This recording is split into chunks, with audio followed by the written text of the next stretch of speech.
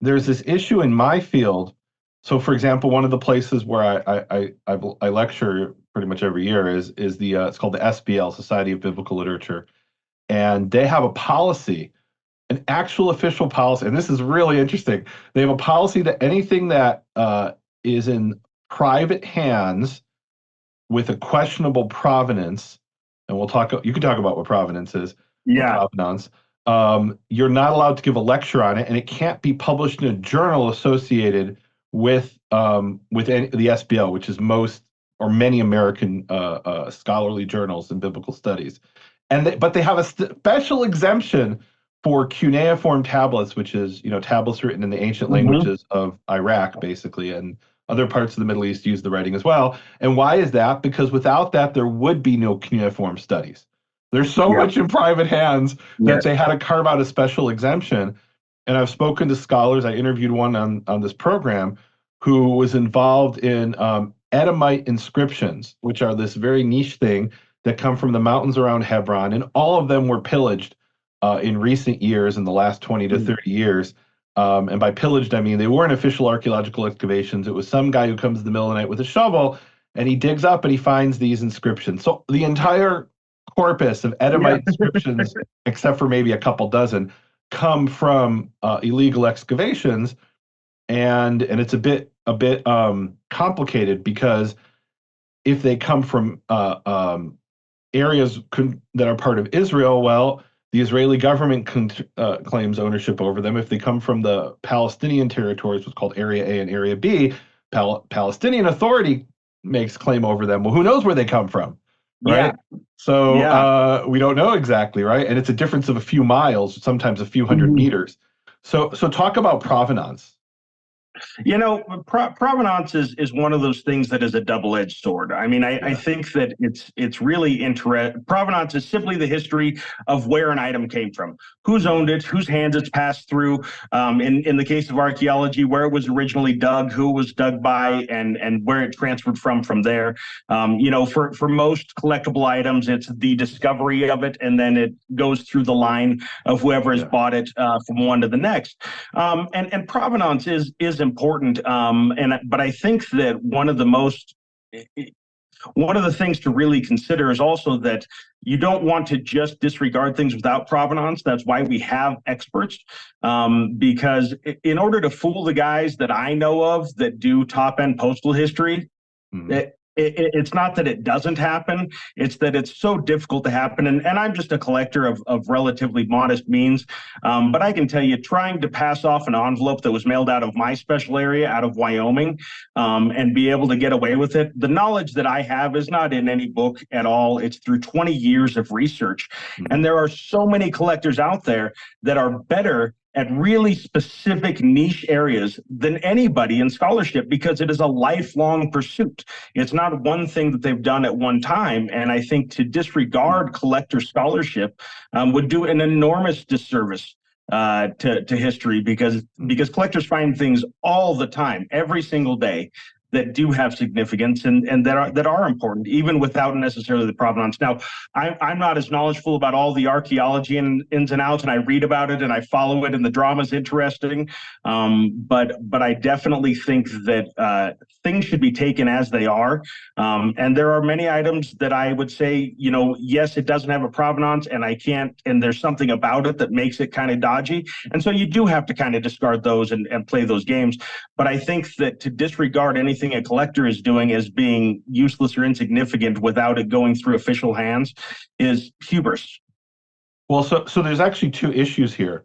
So provenance is a fancy way of saying how did that artifact get into the hands of that particular person, collector, and it's really interesting. So and what they're really trying to. So there's two issues here. One is, how do we know it's real? Did it come from an Yeah. archaeological excavation, and it went from the excavation to the, let's say, the Israel Antiquities Yeah. Authority, and then sometimes the Israel Antiquities Authority will say, we have 10,000 of these. We'll give a license to a dealer who wants to sell another sarcophagus, because how many do we need, Yeah. right?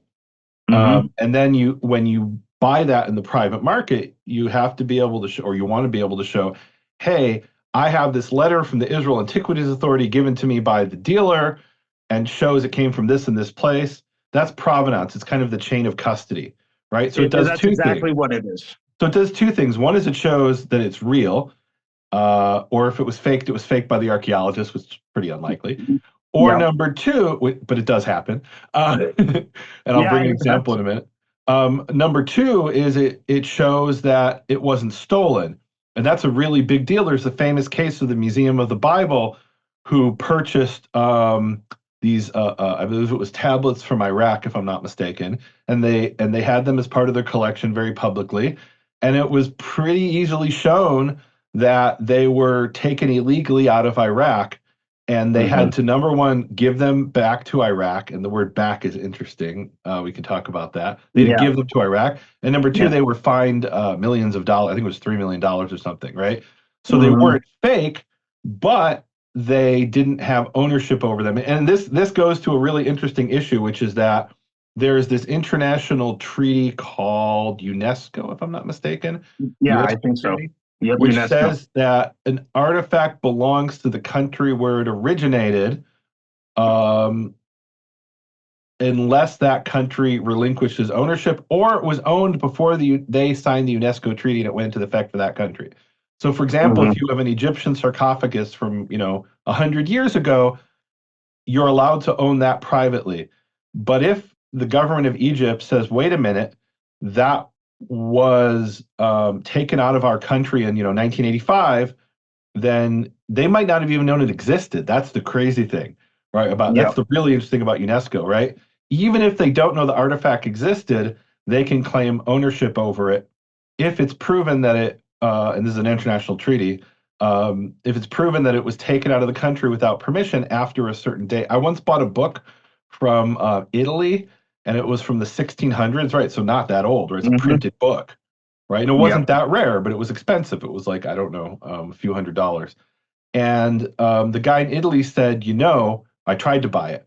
He said, and this was on abebooks.com, right? Not, some illicit site. I buy off of there. I love abebooks. Yeah. So he said, I live in this little village in Italy, and if I want to send this to you, because you're outside of the European Union, I've got to go to the nearby town, which is a day's journey, meaning back and forth and parking and waiting and get a permission. Yeah. And he said, look, this just isn't worth it. Next time somebody buys something, I'll include yours as well, but I'm not going to go there especially for you. I ended up buying that book from Belgium, and the guy did the same thing, but he lived in some big town where it wasn't. So he literally had to go to a government agency to get permission to ship it outside the European Union. And this is an interesting thing that happened with the Museum of the Bible. So they purchased the Valmadana manuscript, which is the earliest Hebrew manuscript from England that survived. It's a Bible. Wow. It's from like the 1100s, so the 12th century, if I'm not mistaken. And it's in Hebrew? It's in Hebrew.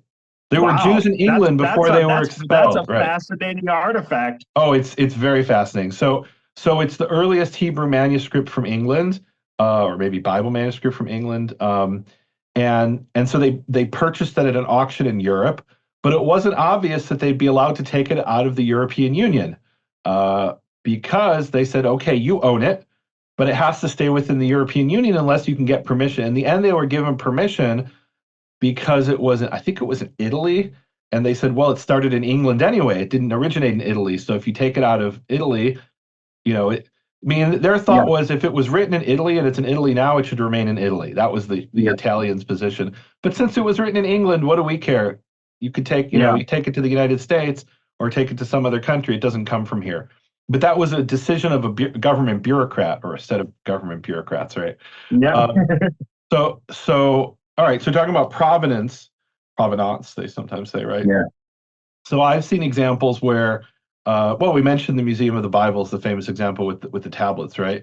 But there are examples where somebody bought something at a public auction, and right, so it's got like the seal of approval of like Sotheby's, and Sotheby's is saying that yes, this comes from a private collection and it hasn't been stolen. And later they find out, no, it was actually stolen from, it came from such and such a museum, and there's no evidence the museum agreed to that. Right? There was World War II or something, and after World War II, it was missing, right? I know examples of that. Yeah, So there's definitely examples of that. so number one is it's stolen, and number two is it fake. That's why provenance is important.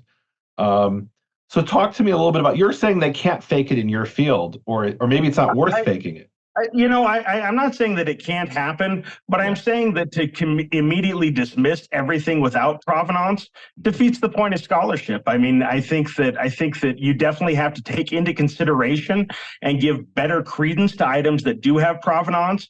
But when you take a look at any field, there are so many intriguing items that don't have that clear chain of custody. But even without that clear chain of custody, I think that things can be learned from them, because assuming that everything that doesn't happen by a procedure that was created in the 1920s, 40s, 50s, I don't know when, that everything that wasn't discovered that way is then automatically to be not put into consideration, I don't think makes sense. And I think that any collector and most museums would agree with that, is that you assess an item based upon its own rights. And there's lots of stuff that you say, hey, this is cool, but I don't know. That Yeah. definitely happens. But I think that people get too caught up in just that process, saying that everything has to be cut and dried. And the truth is, a lot of things are messy. A lot of things are not black and white. A lot of things do have a lot of questions attached to them. Yeah. And that's why we take so much time to study and see what fits together and what doesn't, and what registers and what makes sense as far as, in my field, postal markings. But the same is true in any field. There's all kinds of things that it has to fit consistently with the rest of the record that's on hand, and show signs that would exclude it from being faked. And so I'm not sure if I'm answering your question. No, yeah. But I think that provenance is important, but it's not the be all end all of everything.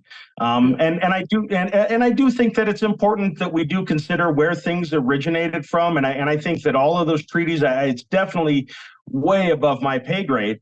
And it's understandable why a lot of these countries are very defensive. I mean, Italy has amazing stuff, and they're notorious for having, huge bureaucracies. Well, well, yeah.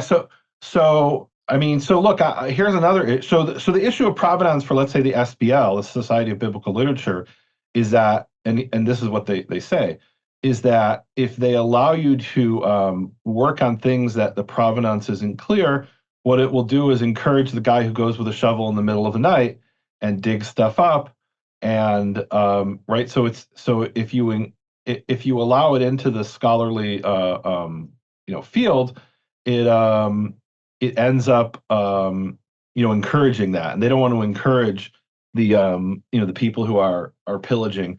But the reality is that it ends up in the private. Look, the Dead Sea Scrolls started out with a Bedouin who, the story is, he was looking for his sheep, and he threw a rock, and he heard into a cave, and he heard a jar break, and he said, "Oh, why is there a jar? And why is something breaking in a cave?" And he went and found these scrolls.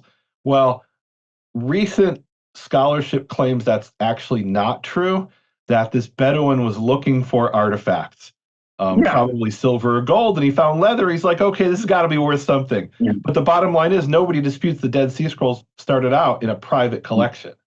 And I think also that you have to me, it's all about efficacy, and the idea that not working on those items in any way debtors a Bedouin who is trying to make just a couple of bucks for his family by finding artifacts in the desert. Yeah. The idea that has any impact on those items being dug is, in my opinion, ridiculous. There's going to be people that are willing to buy old stuff.